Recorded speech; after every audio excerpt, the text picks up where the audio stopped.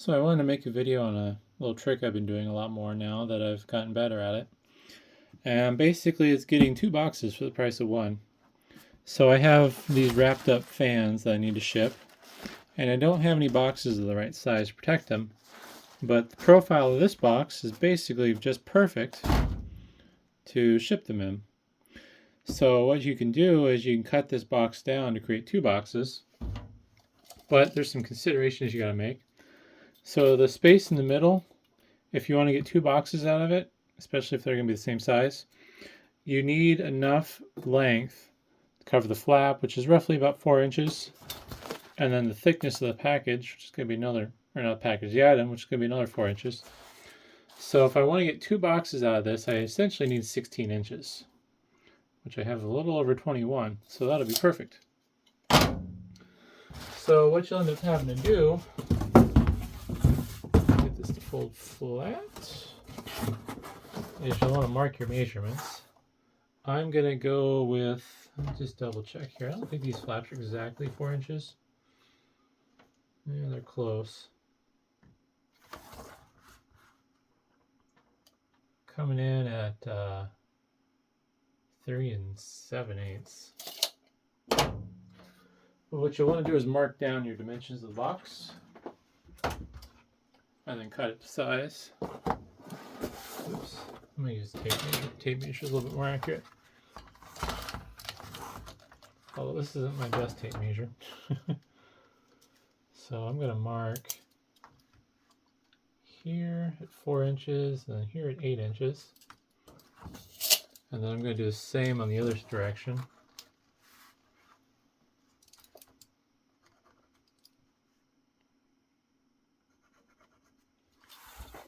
And what I need to do is I need to continue these lines all the way across the box.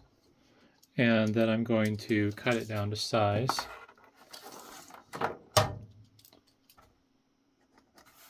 And hopefully these will end up being in line with each other. It doesn't have to be perfect. I mean, it's kind of a hacky way to do it. Ideally, you know, if you want it to look really nice, you just have the right size box. But everything's getting more expensive, and I am finding that in order to be able to afford to ship some of this stuff, I have to get a little bit more creative.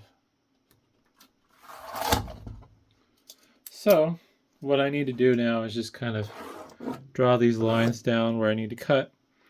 I'm going to make the first cut off camera just for the sake of keeping the video short, and then I'll be back. Alright, so I've cut just this middle section out, and there's a good reason for that, because these next lines you don't want to cut all the way through.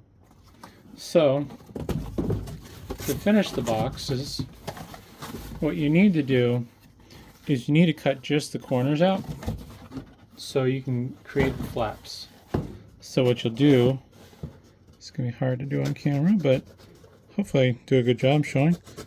You'll cut these corners down to the line, which is the line where your flap ends and your box internal dimensions begin. And you'll do that on all four corners.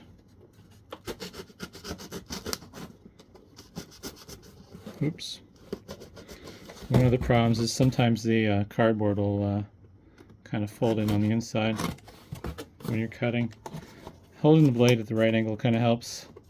And you will notice I'm holding the blade barehanded, which is kind of a weird thing I do. I don't know why. It doesn't feel good in my hand. I've never cut myself doing it that I can think of. But it's just how I like to roll for whatever reason.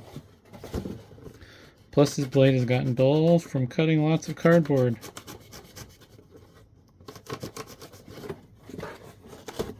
There we go.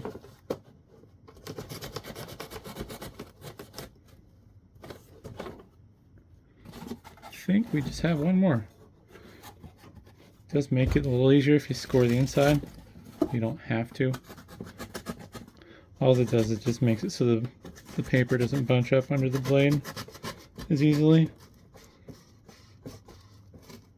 Alright, so I've cut all the corners now, so I have my flaps. Now, if you try folding the flaps in as is, what's going to happen is you're going to get a weird kink and the cardboard's not going to fold nicely. And that's why I drew these lines. So what you want to do is you want to score through these lines just on the outer layer.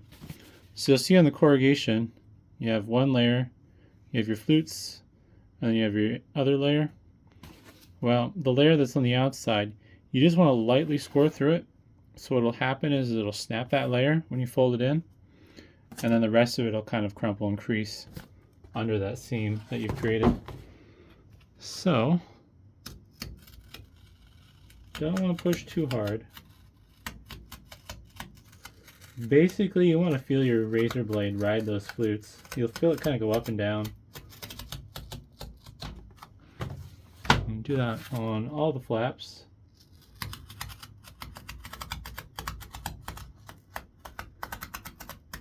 Now, if you're really fancy and you have a tool that can make these creases, you wouldn't have to cut it, and you won't have to deal with the next problem.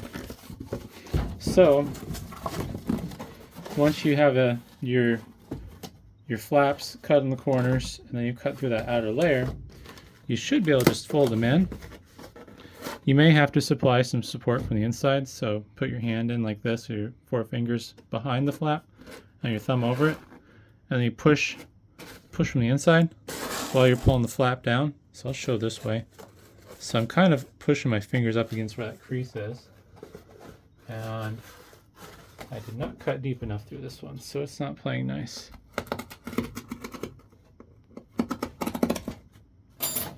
So you put your fingers behind where that crease is going to be, and you'll pull down. There we go. That did not play nice. We'll see if we can show it better on this side. I think I cut through all that properly. Yeah, bigger flap, you might have given it 2 hands. It doesn't help too that this is low quality cardboard compared to some of my other boxes. The other thing you can do is if you already have flaps that you folded down, you can fold the other flap down, and then it'll kind of go in. There we go. So now you basically have a smaller box. I don't know what the dimensions of this is. I think it was labeled. So we took it down from a 10 and a quarter by 7.5 by 21 and 3/8, I think. Is that what that fraction would be? To, we're just going to call it a 10 by 8 by 4, because I don't want to have to say that all that. So yeah, you've managed to basically cut it down to something smaller, which is really handy. So I'm going to package these up, and I'll show you the next problem you're going to run into. Alright, well, I have them all taped up in 2 nice little boxes, at least as nice as they can be. And one of the downfalls of any time you resize a box like this is you do have these exposed corners, and you've basically reduced the strength of this edge by cutting through it. So you really want to make sure you tape over all 4 sides of the top of your box in order to ensure that it stays together. But yeah, otherwise, I mean, what would have been one really large box is now 2 very useful boxes that I'm going to be able to use to ship some computer parts in. They may not look pretty though, but it is what it is in this day and age when everything's so expensive. So hopefully that's helpful, and thanks for watching.